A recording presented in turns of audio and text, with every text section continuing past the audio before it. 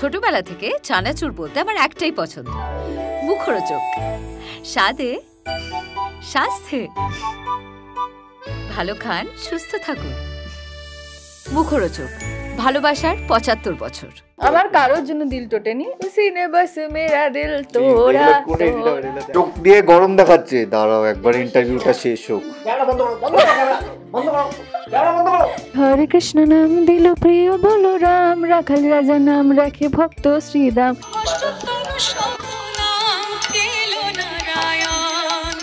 তো এবার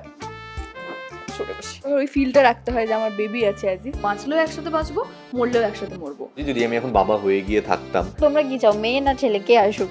আর কিছু করার নেই, আমার বেবি হবে, এখন আমাকে ওর জন্য এই স্যাক্রিফাইস গুলো করতে হচ্ছে। আর মা হতে চলেছে রাই। কিছুদিন আগে আপনারা স্বাদের অনুষ্ঠান দেখেছেন। এই মুহূর্তে যারা রয়েছে তাদের কি বলবো আলাদা করে, আগেই হাসছে স্বাদ শুনে। আরাত্রিকা কি খেয়েছে খাবারগুলো? আগে একটু খাইনি, সেদিন পেট পুরে খাবার খেয়েছিলাম দুপুরে, তারপর অনেক খাবার দিয়েছিল, তো দুপুরে খাবার খাওয়ার পর ওগুলো আর মুখে তুলতে পারিনি, কিন্তু খুব ভালো ভালো খাবার ছিল। আর সব হোটেল থেকে আনানো খাবার ছিল, ইলিশ মাছ ছিল, তারপরে হচ্ছে চিংড়ি মাছের পাতুরি, চিংড়ি মাছের পাতুরি, বা ইলিশ মাছের মালাইকারি, চিংড়ি মাছের পাতুরি, চিংড়ি মাছের মালাইকারি ছিল, ইলিশ মাছের পাতুরি ছিল, ডাল ছিল, মাছের মাথা দিয়ে ডাল ছিল, তারপরে ডাল এমনি ডাল, নর্মাল ডাল ছিল, সবজি ছিল, মিক্স ভেজ ছিল, শুধু চিকেন বাদ দিয়ে পায়েস ছিল। পায়েসটা খেয়েছি, পুরো এক বাটি পায়েস খেয়েছি আমি। আর মিষ্টি খেয়েছি আমি অনেকগুলো, 2-3টে মতো মিষ্টি খেয়েছি। এই যে খাবারগুলো তুমি কি একটুও খেয়েছো? হ্যাঁ। কি খেয়েছো? খাইনি। ওই খাবারের ওই স্বাদের খাবার, না স্বাদের খাবার খাইনি। আমি ও দেখেছি, ও খাচ্ছিল, দেখেছি। ও অফারও করেনি, আমি ভেবেছিলাম বোধহয় অফার করবে, অফারও করেনি। কিন্তু আমি সিনে বলেছিলাম যে আমি কিন্তু হেল্প করতে পারি ওকে, অত খাওয়ার ও একা খেতে পারবে না, আমি হেল্প করব। শুনেওছে, সেটা শোনার পরও হেল্প করেনি আর কি, চাইনি। না, একটু অফার করেনি, একা খেলো বসে বসে। ওই যে আমার খাবার আমি অফার করে, প্রোডাকশনের খাবার দিয়েছে খেতে, স্বাদের অনুষ্ঠানে যে যা পারবে সেটা খেয়েছে। আমরা মিষ্টি ফিষ্টি ভাগ করে নিয়েছি, পায়েস খেয়ে নিয়েছি, যা একবার অফার করেনি, কিন্তু একবার জিজ্ঞেস করেনি যে যা পারছে খেয়েছে। আমরা মিষ্টি খেয়েছি, পায়েস খেয়েছি, আমরা এই খেয়েছি, ওই খেয়েছি, কিন্তু একবার সুমনদাকে একবার অফার জিজ্ঞেস করি, সুমনদা খাবে এটা? তখন আমরা কথা বলতাম না। ও ঝগড়া ছিল। এই টপিক নিয়ে নাই বা কথা বললাম, পরের টপিকে না, তখন কথা বলতাম না। না বলতে না, মনে করে দেখো। তাহলে হাসছিলে কিসের জন্য যখন আমি ওই ইয়ার্কি করছিলাম ওইখানে? ওটা তো আমি কোনো রিঅ্যাকশন চেপে রাখতে পারি না, কি করব? আমি তো খুব ট্রান্সপারেন্ট, আমি কোনো রিঅ্যাকশন চেপে রাখতে পারি না। আমার একজনের উপর রাগ হলো, আমার কথায় হাসবে, আমার কথায় এন্টারটেইন হবে, মজা পাবে, কিন্তু আমাকে খাওয়ার অফার করতে পারবে না। বাহ বাহ, তুমি যেটা বলেছো কানে এসছে, আমি হয়তো রিঅ্যাকশন বেরিয়ে গেছে আমার, তাই না? Hit of the moment. সুমনদা নিশ্চয়ই। আচ্ছা, দেখেছো তুমি টপিক পেলেই হলো আর কি। Next topic. আমি হাসি এবং হাসাই, এইটুকুই আমার কাজ। আর কাদাই, এটাও আমার কাজ। তুমি কেঁদেছো আমার জন্য? সিরিয়াসলি? কেন এত ভালোবাসো আমাকে? ঘরে কে? আমি তো কলা খাইনি, আমি আমার কথা বলেছি। তাহলে কে কেঁদেছে? আমি আমার কথা বলেছি। আর কে কাঁদতে পারে? এবার তো কি করছো তুমি? কে কাঁদছে তোমার? আমি কিচ্ছু করিনি গো, আমি কিচ্ছু করিনি। সত্যি কথা বলতে গেলে আমি সত্যি এটা ভাবি, আমি এটা নিজেকে প্রশ্ন করি যে আমার থেকে অনেক বেটার দেখতে ছেলেরা রয়েছে, অনেক বেশি সুন্দর, অনেক বেশি হ্যান্ডসাম, অনেক কিছু আছে। বাট জানি না, ঈশ্বর কিছু একটা দিয়েছে আমার মধ্যে যেটা ভালো লাগে আর কি, সবার ভালো লাগে। এক হতে পারে যে আমি মানে আমি জানি না, আমি হাসাতে পারি বা হাসাই হয়তো, হ্যাঁ। এসব বলে টলেও হাসছে, কিন্তু এসব বলে টলেও নিতে পারছে না, তাও হাসছে। ঠিক আছে, তাহলে না, আমি আর কিছু বলবো না। যে নিজেরই একটা প্রশংসা করলে যে এত হ্যান্ডসাম ছেলে থাকতো, সবাই সুমনদা একটা ক্রেজ হয়ে গেছে। কি বলবো আর, ভালো বলবো, এটা ভীষণ ভালো। এটা এই যে নিজের তুমি প্রশংসাটা করলে, আমি তো বলতে পারবো না এটা যে আমার এত মেয়ে থাকতে সবাই আমাকে কেন এত ভালোবাসে, এটা বলতে পারবো না। ডেফিনেটলি ও বলতে পারে। তো কই তোমাকে, তোমার জন্য কেউ কাঁদছে না, তো আমার জন্য তুমি বলছো লোকে কাঁদছে, আমার জন্য হাসছে, তো তোমার জন্য তো কেউ হাসছেও না কেউ কাঁদছেও না। এটা তো কত ভালো ব্লেসড আমি, আমার সার্কেলের মধ্যে কেউ নেই, মানে আমার জন্য কেউ প্রভাবিতই হয় না। আমি তো খুব খুশি তাতে, বাবা ভাগ্যিস। না কাউকে হাসাই না কাউকে কাঁদাই, আমি কাঁদলেও নিজে কাঁদি, হাসলেও নিজেই হাসি। কি বলবে থ্রেট করছো তুমি, বলবো বাবা। হ্যাঁ সবাই জানে সেটা, আর আমি ওই প্রভাবিত করবো না বলে আমি কারোর লাইফে থাকি না। কেটে পড়ি, টাটা। এই কেটে পড়ে বাস, তারপরে যা যেখান থেকে কেটে পড়ে সে তো হ্যাঁ সে তো একদম হয়ে গেল। আবার আমরা কি টপিকটা চেঞ্জ করতে পারি? অনেকক্ষণ ধরে বলছি এটাতে ঢোকা যাবে না, আমরা পরে শুনবো কি হয়েছে। আমি গাইছি না এটা। আচ্ছা ওরা ঝগড়া করছে। सारे झूठी है प्यार की कसमें, मैंने हर लम्हा जिसे चाहा जिसे पूजा उसी ने बस मेरा दिल तोड़ा। দেখা দাও যে দেখছে সে যদি কেউ আমার দিল টোটেনি বলছি, টোটাইনি বলছি, আমার কারোর জন্য দিল টোটেনি, আমি সত্যি বলছি এটা, আমার কারোর জন্য টোটাইনি, এটা ঠিক। আমিও জানতে জানতে কারোর দিল টুটিনি, মানে টুটিনি বলছি, ভাঙিনি। হ্যাঁ তো না জানতে টুটিছি।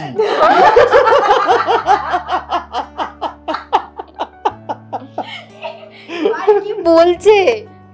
তুমি টপিকটা তো চেঞ্জ করছো না। না গানটা কে গাইছিল? তোরা বালা নিয়ে তোরা, তখন রোল হচ্ছিল ক্যামেরা যখন অনির্বাণ শুরু করেছে, হচ্ছিল কি?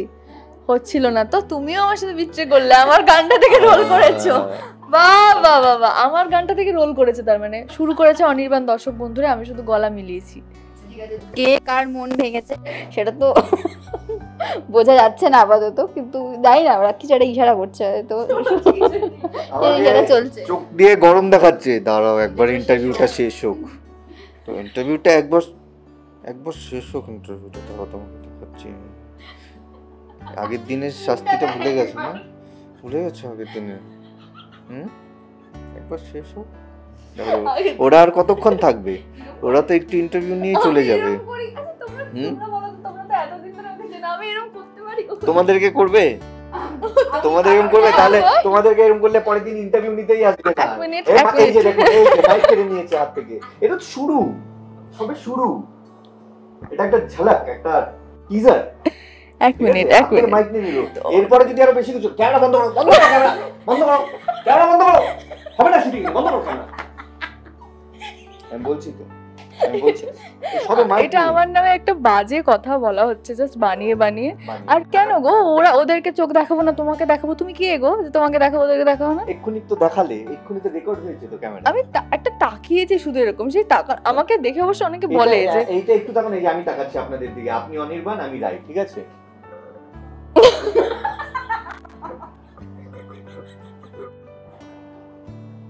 তুমি ধরো বাবা, এইটা তুমি চেঞ্জ করো, তুমি সিরিয়াল নিয়ে কিছু বলো। আমি ঢুকি যাবে আর কিছুক্ষণ পরেই। ওরা কি আর থাকবে? থাকতে তো তোমাকেই হবে সারাদিন।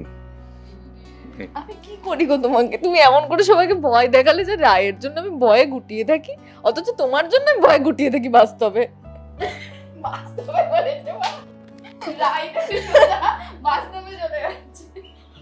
তুমি এমন করে যে তুমি নাকি আমার জন্য ভয়, তুমি এমন বলছো যেন তুমি আমার জন্য ভয়ে গুটিয়ে থাকো, কিন্তু আমি তো গুটিয়ে থাকি ভয়ে। সেটা তো আমি আরো বেশি করছি যে এইরকম হঠাৎ করে তাকিয়ে একদম এরকম।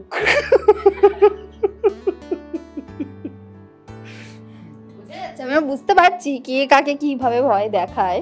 তো ঠিক আছে, আমি একটু আরেকটাকে জিজ্ঞেস করি যে বেবি বামটা রয়েছে, নিজে নিজে এমনি একটু দেখছিলাম বাচ্চা বলছিল, পেটে হাত দিয়ে, এরকম করা হয় মাঝে সাঝে? হ্যাঁ ভালো লাগে করতে।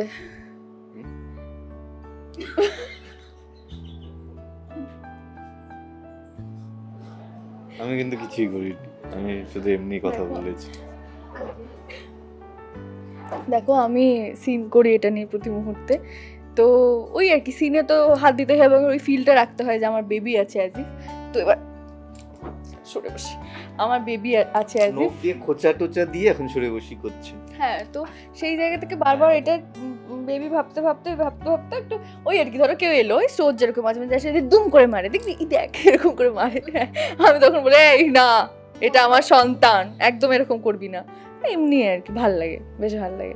এক্ষুনি বাবার মন থেকে একটা রিয়াকশন দেখি, দেখো কে কার ভয় হাসবে, এখন আমার রিয়াকশনটা দেখতে চাইছে কারণ একটু হাসবে, এন্টারটেইন হবে, কিন্তু তারপরে বলবে দেখো না আর আমি দেখাতে পারবো না, আমি বারবার দেখাতে পারবো না, ফ্রিতে আমি কেন এন্টারটেইন করবো সবাইকে, সবাইকে হাসাবো, সবাইকে এন্টারটেইন করবো, আর তারপরে দরকার ওটাও তো কাইন্ড অফ এন্টারটেইনমেন্ট গো। আমরা যখন দেখি কোনো কান্না সিন কাঁদি তো ওটা এন্টারটেইনমেন্ট নয়?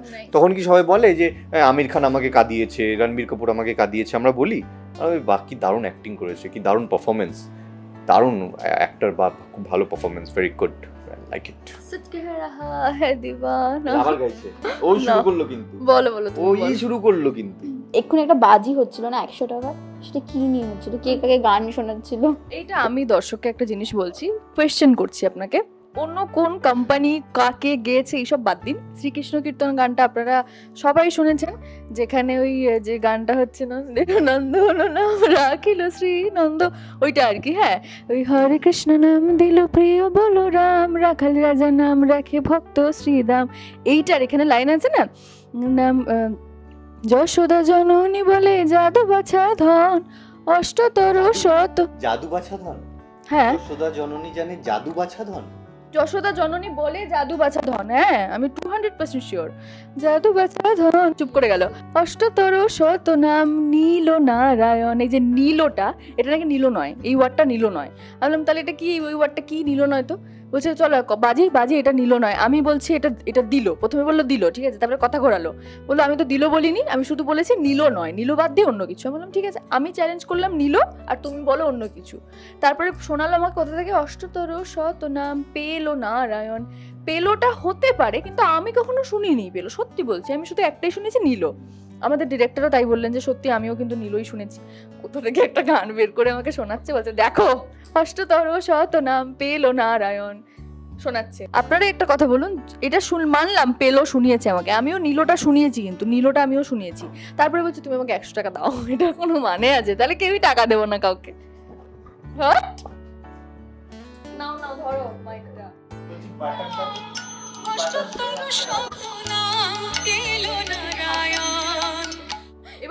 আরো একটা গান আমরা শোনাবো, পেলোটা শুনিয়েছে, পেলোটা শুনিয়েছে, ঈশ্বর তুমি আমার সহায় হও, এখানে নেট কাজ করে না আমার, করবে এক্ষুনি করবে, চিন্তা করো না, ঈশ্বর আমার সহায় আছে। আর কত ভেবে সত্যের মুখ বন্ধ করে রাখবে? আমি যদি শুনিয়ে দিই তখন তুমি কি বলবে বলো, শুনিয়ে দিই যখন, এই দেখুন, হ্যাঁ দেখুন,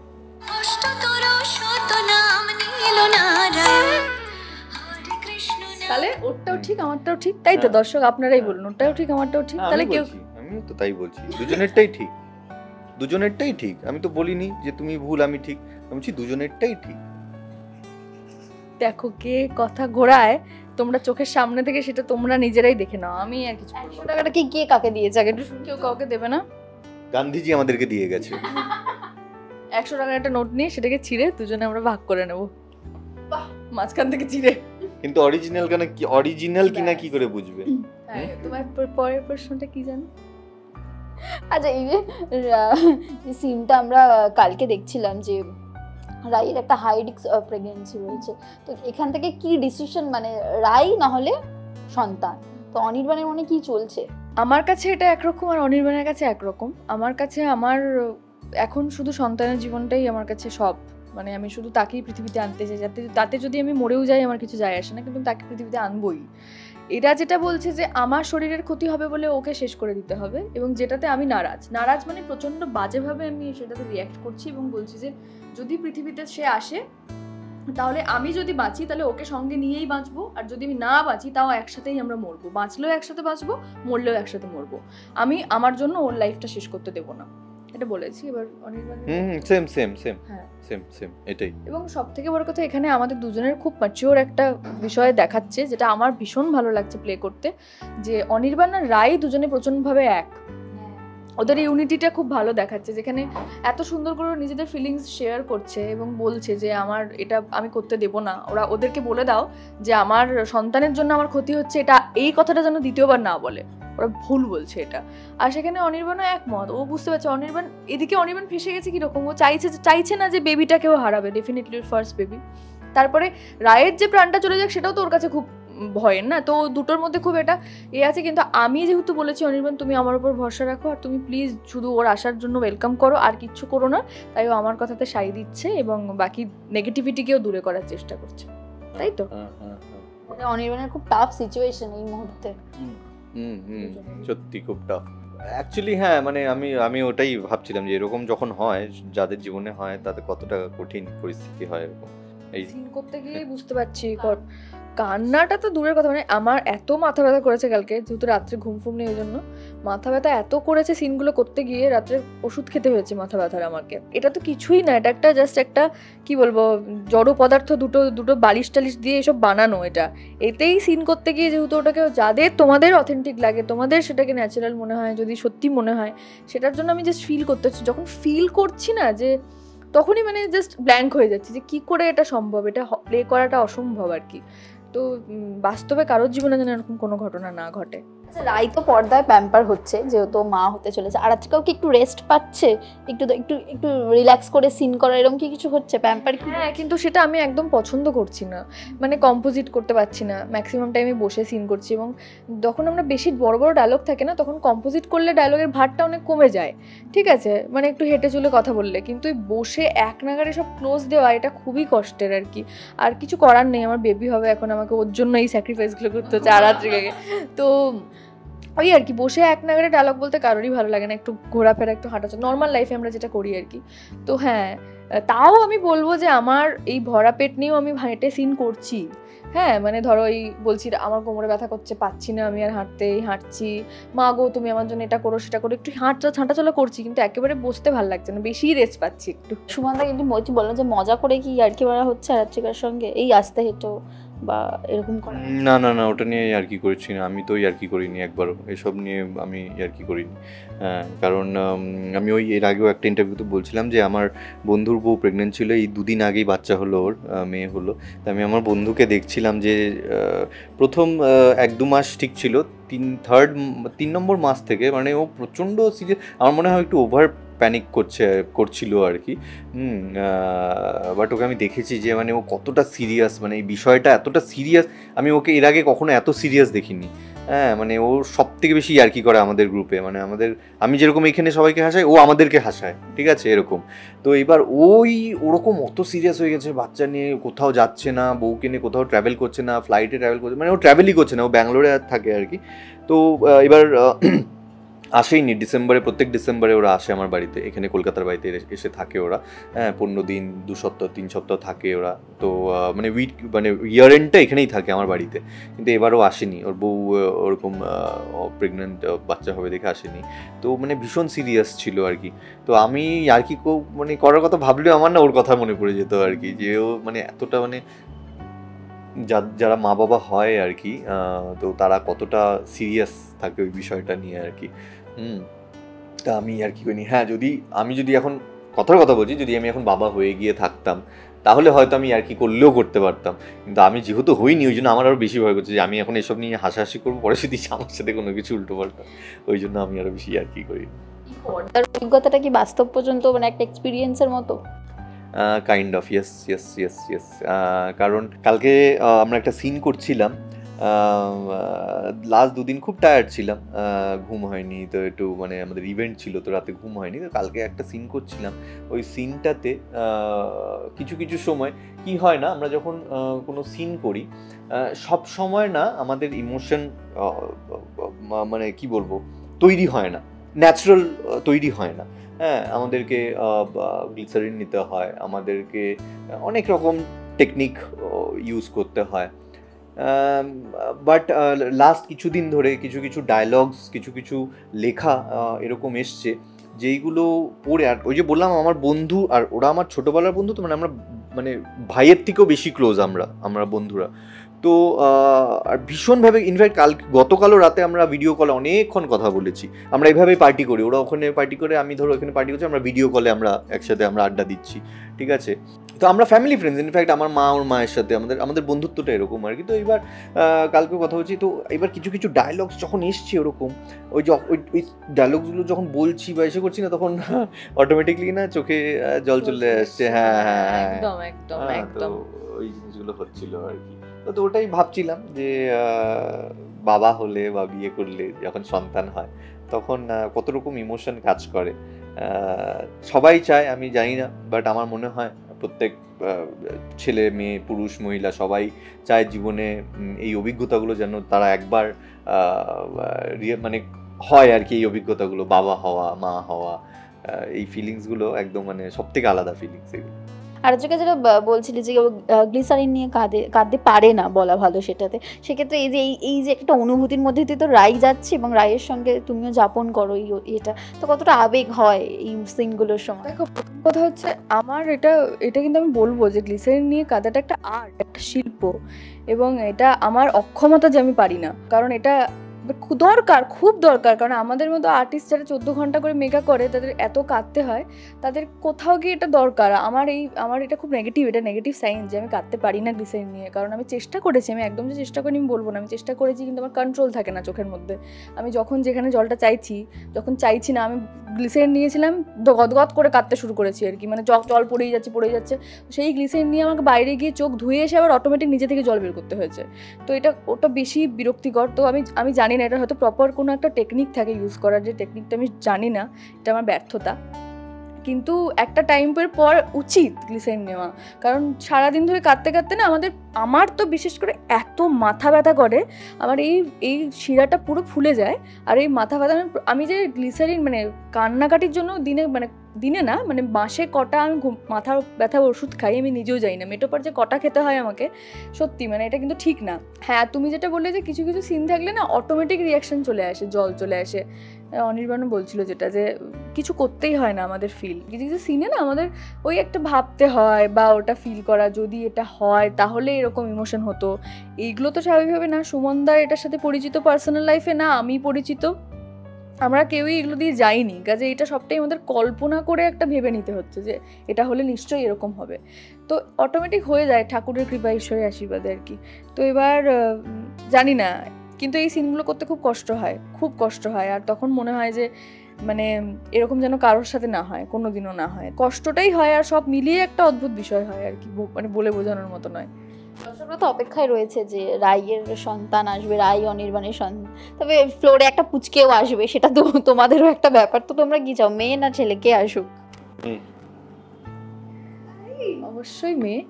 আর এবার যেন সন্তানটা ঠিক মতো আসে, সেটাই আমরা প্রে করবো, যে ওটা যেন কোনো বাধা বিঘ্ন না হয় আর কি। আমার এর আগে আমি যে কটা কাজ করেছি,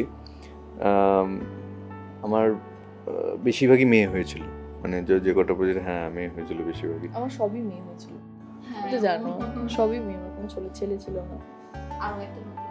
তাই তো, মানে পর্দার একটা জিনিস করি আমি, সেটা বলা হয়নি স্পেসিফিক্যালি। কিছু কিছু মোমেন্টের জন্য আমার কিছু কিছু গান আছে, যেটা আমাকে মিউজিক থেরাপি, যেটা আমার খুব হেল্প করে খুব।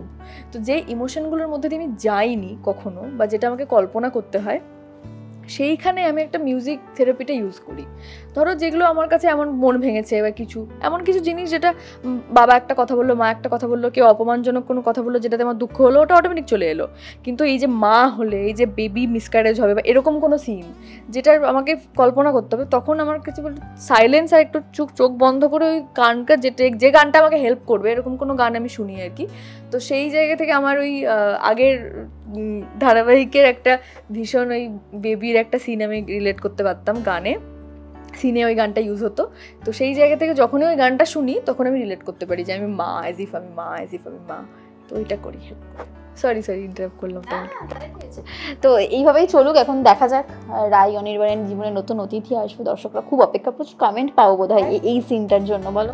আমি কদিন আগে একটা রিল করেছি পেট নিয়ে, হ্যাঁ, তো সেই রিলটা আমি পোস্ট করতে আমাকে অনেক দিন আগে করা, ওই অনেক দিন আগে।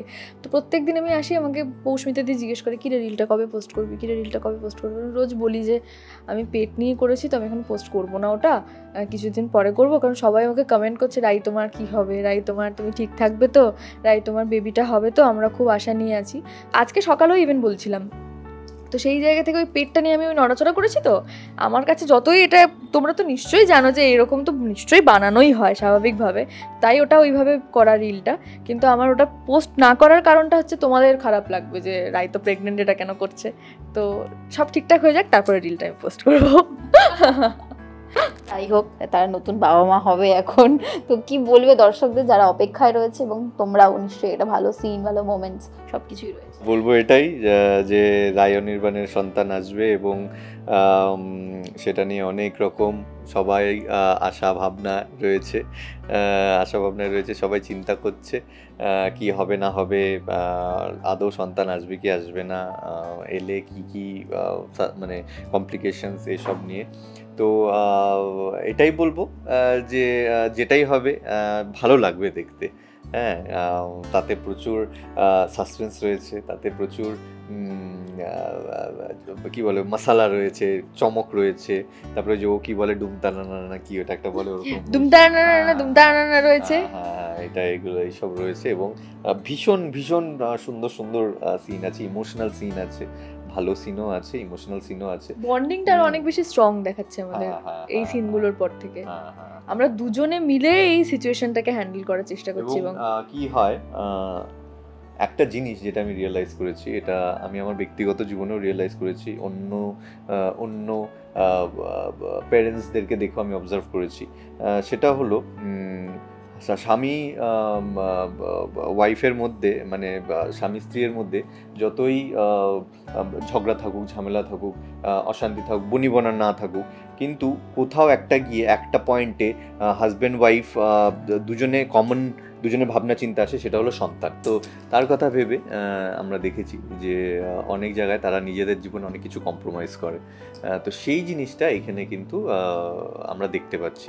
মানে ধরুন রায় কোনো একটা ডিসিশন নিচ্ছে যেটাতে অনির্বাণ সহমত নয়, মানে ও রাজি নয় আর কি, কিন্তু ওই বেবির কথা ভেবে, বাচ্চার কথা ভেবে অনির্বাণ রাজি হয়ে যাচ্ছে। তো এই জিনিসগুলো খুব ভালো দেখিয়েছে এইখানে মিঠিঝোড়ার গল্পে। তো তার জন্য বলবো যে মিস করবেন না, একটাও এপিসোড ভালো হচ্ছে মিঠিঝোড়া।